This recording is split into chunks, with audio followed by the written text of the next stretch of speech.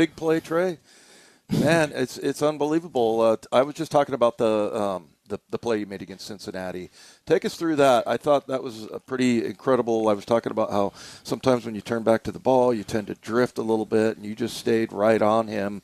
Take us through that particular interception. I thought that was maybe your most impressive play this year. Thank you. So I knew we was backside. They had Jamar Chase outside by himself. Usually he was lining up in the slot.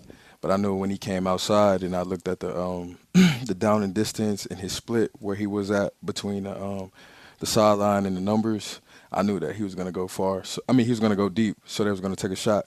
So what I did was, and I played him before, we OU versus LSU in the playoffs, so I know he's a very strong person.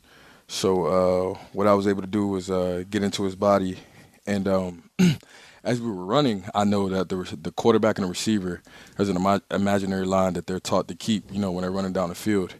And so I was able to move his body quick enough, so I was able to, lean into him far enough to get him off that line to where I replace him.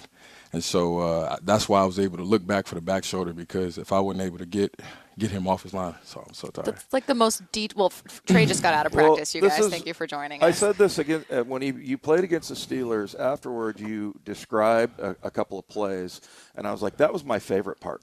That you slow it down in your mind. You have the ability to talk through plays like it happens in slow motion for you. Yes, sir. And I was able to move him off that line and replace him. So now the QB is I am the receiver now. So that's why I was able to replace him and look back shoulder, and the ball came right to me because I moved him off that line.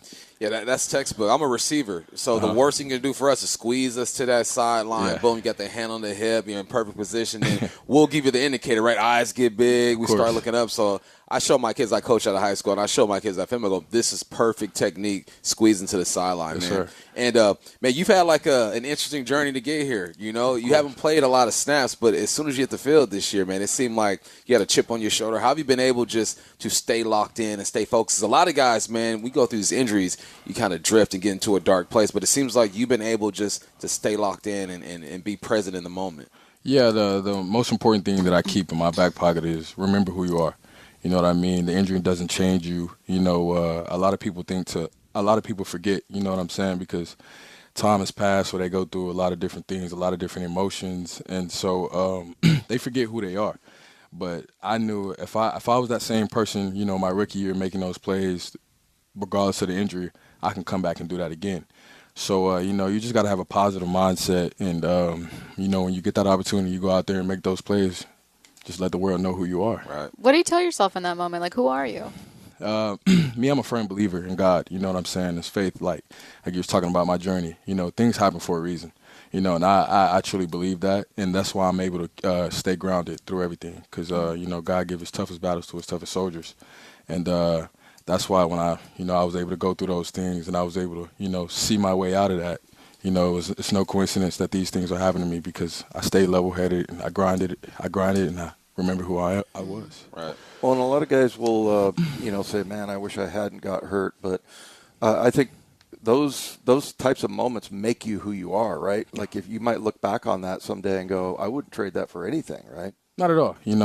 Same thing, like I said again, things happen for a reason. This isn't my first battle. I lost my mom a couple years ago.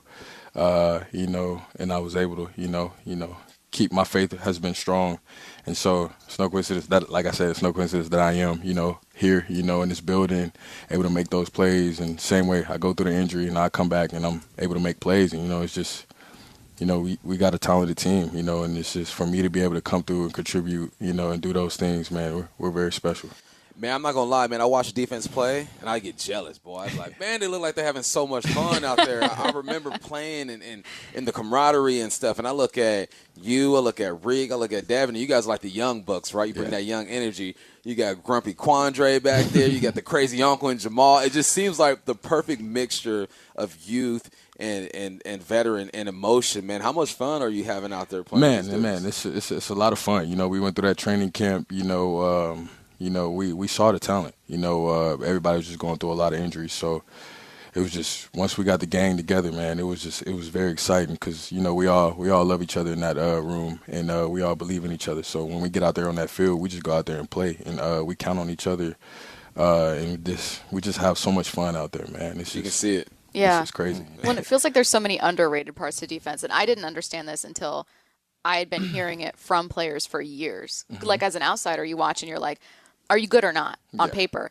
And then you'd have guys where you'd have all these great names. You'd be like, oh, this guy is so good. Why didn't it work out? And it's like you have to have trust. You have to have camaraderie. You don't have to be everyone's best friend, but you got to respect the guy next to you. Like, and so I think maybe with this defense, if I'm understanding right, you had some new faces and people kind of getting to know each other. And it seems like the defense gets better as that trust and respect grows too. Of course, it starts, like I said, it starts early in the year with accountability. Yeah. If we can't count on you, then how do we know to trust you when you get on that field? You know what I mean? And that's why we're so good.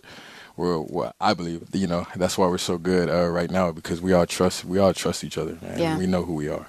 All right, Tre, we pulled you right from practice, so we got to let you go. You got to go get snacks. You got to go watch tape. We got to let you get out of here, but we appreciate you taking the time. Thank you so much. Of course. Thank you, guys. Appreciate you.